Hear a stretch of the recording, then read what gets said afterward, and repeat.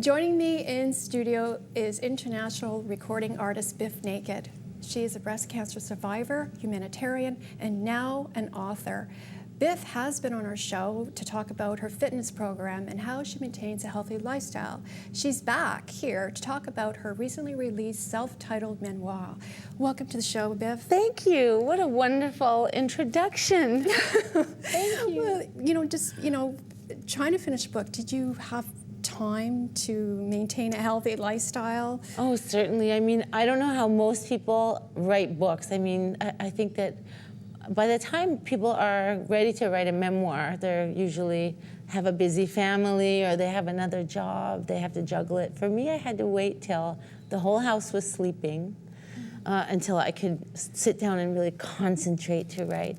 And then the hardest part was the editing process, when I would have to go back and re-examine, either cut short or do some rewrites or clarify, and that was very time-consuming and stressful. I literally had to leave the country to be able to get it all accomplished. Yeah, so what did it feel like when it actually was published on April 19th? Oh my gosh, I can't believe it. I still can't believe it. I mean, it's quite remarkable that it was all assembled, and they did so many things, like just the stuff that I would never have thought of, like the paper stock that they chose, and they printed a lotus on the spine of the book. You know, it was like a surprise. It was like finding finding like a wayward chocolate bar. I don't know. It was just so, I just love working with them. So it's been really serendipity.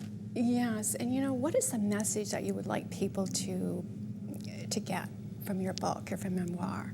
Honestly, I think everyone's story is the same. I think that basically by the time we're all 40, we've all had to deal with loss, hardship, misadventure, family issues, different health crises.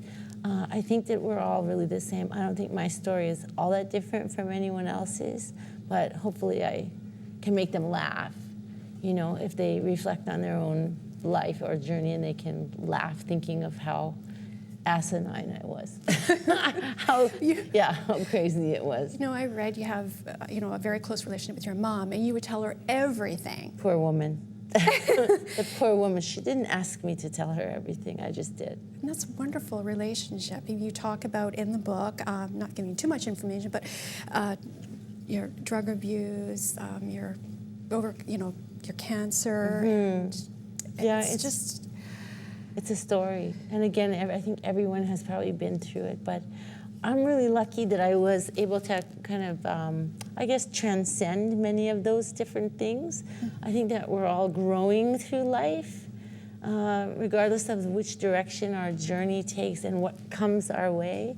I think that we're all basically doing the same thing, trying to evolve and get through challenges and hopefully learn something and blossom at the same time.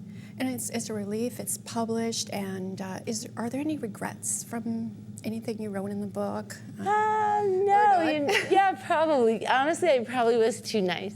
That's the one thing I've been told. I was way too nice. Yeah, but that's okay. A woman's got to have secrets, I suppose. But I'm happy with everything that we worked on. Well, you're inspiring. And what has been the feedback been like? I've been lucky. I mean, it's been really positive. People have responded very positively to some of the stories. When I was a runaway, when I was a teenager, and there was a lot of misadventure. Maybe perhaps it might be a bit of a utopian view for some people on what it would be like to be a runaway, but that was just my experience. I was very lucky to be able to go back home, and so a lot of teenagers are not able to go back home, so I do feel for them, and I know that I'm very lucky. Yeah, and there's you talk about your bands, Chrome Dog, and how is that? And it's bare, like you reveal your soul. I suppose, yeah. And I think it's okay to be vulnerable.